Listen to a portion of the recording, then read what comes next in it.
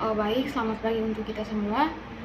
Di video yang kali ini saya akan menjelaskan mengenai buku dari mata kuliah Sosiologi Terapan, yakni buku ke-12.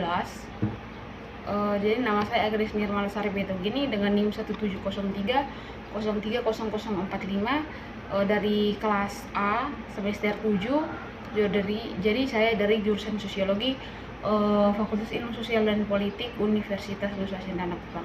Oke, langsung saja pada poin yang pertama dari buku ke-12 Sosiologi mata kuliah Sosiologi Terapan. Ini dia membahas mengenai masyarakat informasi global. Nah, jadi pada buku ini membahas mengenai pentingnya manajemen teknologi informasi dan isu-isu dalam sistem informasi operasi yang dalam lingkungan bisnis global yang dinamis. Nah, hal ini mencakup diskusi tentang teori teknologi informasi global, kerangka kerja dan arsitektur teknologi informasi, penemuan manajemen pengetahuan global, peningkatan metodologi pengembangan sistem informasi global, dan aplikasi teknologi terbaru. Jadi, seperti teknologi seluler, layanan World Wide Web di global yang dengan pengembangan dan pengoperasian sistem informasi. Nah, buku ini dianggap sebagai suatu kumpulan ide-ide baru, yakni merupakan suatu aplikasi teknologi terkini dan pengalaman dalam pengembangan dan pengoperasian sistem informasi global. Nah, ini kan secara signifikan dia sudah berkontribusi pada komunitas akademis, penelitian dan bisnis serta bisnis perusahaan. Selain itu juga dengan mensurvei literatur di berbagai bidang yang terkait, sebagian besar diskusi ini difokuskan pada isu-isu manajemen dalam mengembangkan dan merupakan sistem informasi global ya. Namun hal demikian tidak ada perhatian yang jelas untuk menerapkan teknologi informasi terbaru untuk meningkatkan kinerja sistem informasi global. Jadi buku ini akan mendokumentasikan aspek teknis dan manajerial dari sistem informasi global dan memberikan wawasan tentang bagaimana teknologi informasi terbaru seperti agen cerdas, sistem mendukung keputusan dinamis, dan teknologi seluler dapat dimulai dan dimasukkan ke dalam sistem informasi global. Sistem ekonomi global ya. Oke. Jadi selain hal-hal di atas, buku ini juga sangat bermanfaat. Jadi ada beberapa ide yang dapat dipetik dalam buku ini, yakni buku ini membahas arsitektur rantai pasokan terintegrasi dalam sebuah operasi bisnis global. Jadi adanya perbaikan proses apa yang diperlukan untuk suatu pengimplementasikan sistem informasi global dan bagaimana organisasi menangani pengetahuan yang dihasilkan dari berbagai sumber informasi secara global. Nah, jadi di dalam ini juga penulis menyampaikan bahwa pemahaman tingkat tinggi tentang bagaimana pengelolaan dan penerapan teknologi informasi terkini untuk pengoperasian sistem informasi global. Nah, dalam ini juga mereka secara lebih spesifik lagi mereka membahas mengenai secara khusus untuk bagaimana bertukar konsep, ide baru, hasil penelitian, pengalaman dan isu-isu yang terkait lainnya, yakni yang dapat berkontribusi pada arena akademis dan juga bagi komunitas bisnis korporat. Nah, jadi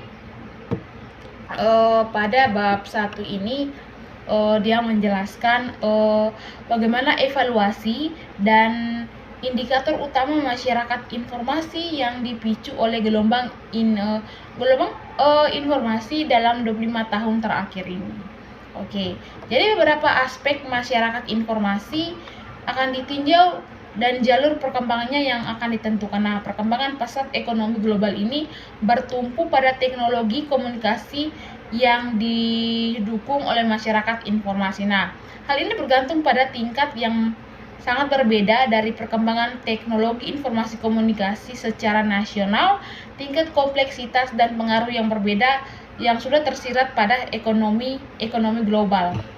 Oleh karena itu, sangat penting untuk mengenali berbagai fase perkembangannya ya, solusi dan konsekuensi internal dan eksternal dari masyarakat informasi. Nah, oleh karena itu pertanyaan kunci yang muncul adalah apakah masyarakat informasi adalah alat sebagai suatu pemikiran baru atau cara hidup baru.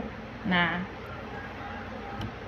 atau cara hidup baru itu dia menjelaskan pada bab 1 ya. Jadi pada bab 2 ini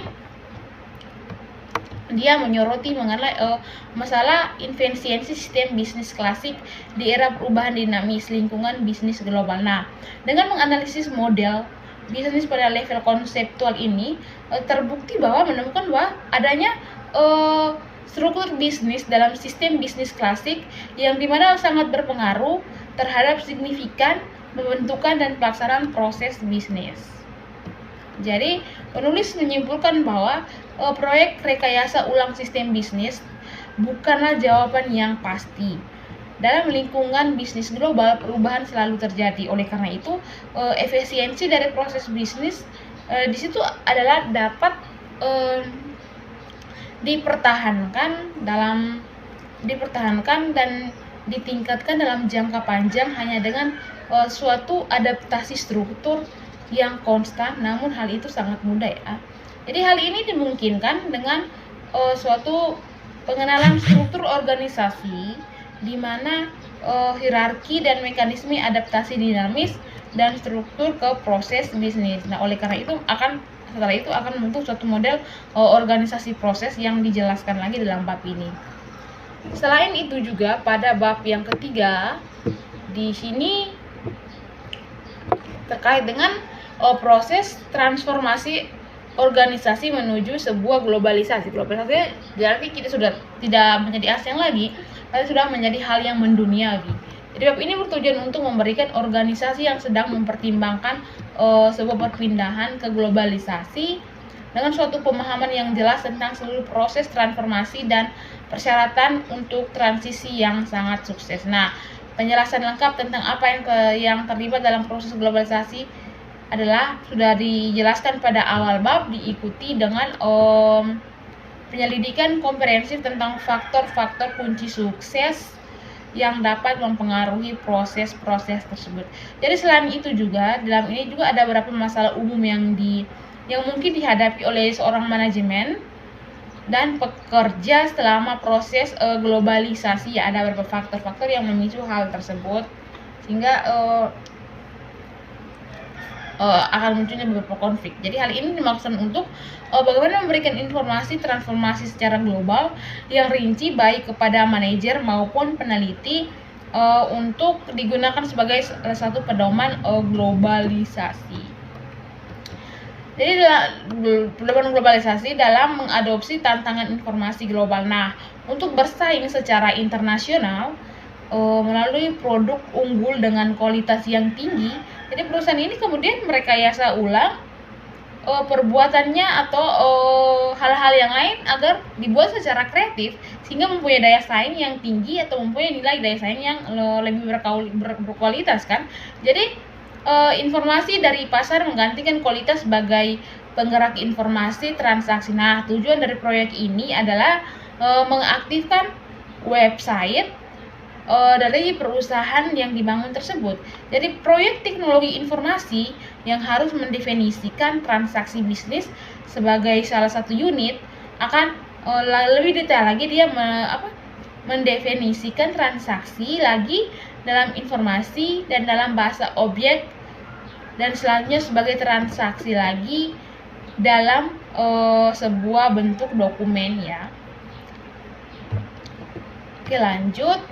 Jadi pada bab yang berikut ini, pada bab yang keempat ini dia membahas lagi mengenai satu hambatan utama pemanfaatan evolusi cepat teknologi komunikasi informasi melalui aliansi global. Nah, jadi dalam masalah lintas budaya, sementara teknologi membuat batas-batasan yang secara geografis di situ menjadi satu hal yang sangat berlebihan ya bagi mereka, karena di situ ada teknologi memperbesar jurang dalam sistem nilai sosial budaya dari mitra aliansi yang berbeda secara visi. Jadi pada bab ini lebih khusus lagi dia membahas mengenai keseluruhan aliansi bisnis global, yakni alasan utama, kebutuhan mereka, perspektif sosial budaya mereka, dan berbagai faktor yang mempengaruhi aliansi tersebut. Selain itu juga dalam bab ini dia menjelaskan pendekatan bagaimana pendekatan mitigasi yang sesuai untuk faktor yang mempengaruhi secara negatif yang disarankan.